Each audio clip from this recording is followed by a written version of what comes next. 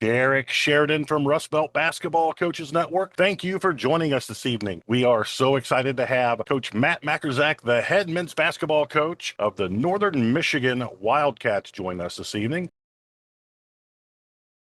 And Coach is going to talk about a wide array of topics, but the two topics that have drawn the most attention, at least from my inbox and via text messaging, has been his layered set plays and structural freedom and his lockdown left defense. Northern Michigan University, which is part of the GLIAC, Great Lakes Intercollegiate Athletic Conference. Last year, Coach was 22-10 and 13-7 in the GLIAC, was the GLIAC Coach-of-the-Year in 22 and 23. And I've got to say this, earning the Coach of the Year in the GLIAC is a heck of an accomplishment because there are loads and loads and loads of not good, but great basketball coaches in the GLIAC. I'll just give you a quick background of myself. We'll try to keep the first two quarters, as you put it, short, so we can get to the offense and defensive stuff. So I went to UW Green Bay as a manager. I got really, really lucky. I was 2 years there with Todd Kowalczyk, who's now the head coach at Toledo. And then Brian Wardle was the top assistant for Green Bay at the time. He became the head coach for my last 2 years. Now he's the head coach at Bradley. While I was there, Baroni was the associate head coach under Wardle. He's now the head coach at Edwardsville. So three guys that have won a lot of games, won a lot of Coach of the Year awards in a lot of good Division I league. After Green Bay, I went to Chadron State as a graduate assistant. It's in Chadron, Nebraska. Went to Bemidji. They were coming off winning the conference title. So I ended up getting my first head job as the head coach at Bryant Stratton, which is a junior college in Milwaukee. Got the job in June. There was nobody returning on the whole team. We were in the third year of existence. I just really wanted to be a head coach, and I'm from the area, so I dove right in on it. Thought it would be great. It was a shock just how much we had to do. Ended up going 25-8 that year.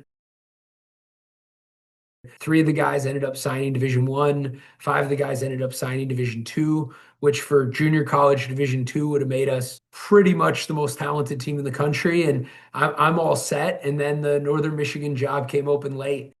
Coach is going to talk to us about his vaunted lockdown left defense. So communication is absolutely critical in this defense. The big keys are, and in this case, it's a younger guard that's not their primary point guard, but they're trying to run a set. So he picks it up, comes back because he can't throw a left-handed pass and turns it over. We jump the passing lane. He goes left here. The big's ready. We call these, it's the late switch. We force it to that spot we want the ball going to. This is one of the best players in the country. He averaged 26 a game. Right-handed player, goes left. Quarter number 4, and Coach is going to talk to us about his offensive system of layered set plays into structured freedom. So there's a lot of people here, Coach, who have left questions already. This year, I think we had no guard that shot better than 32% from 3, so we didn't have any guards that made threes, and we were still able to be an elite offense.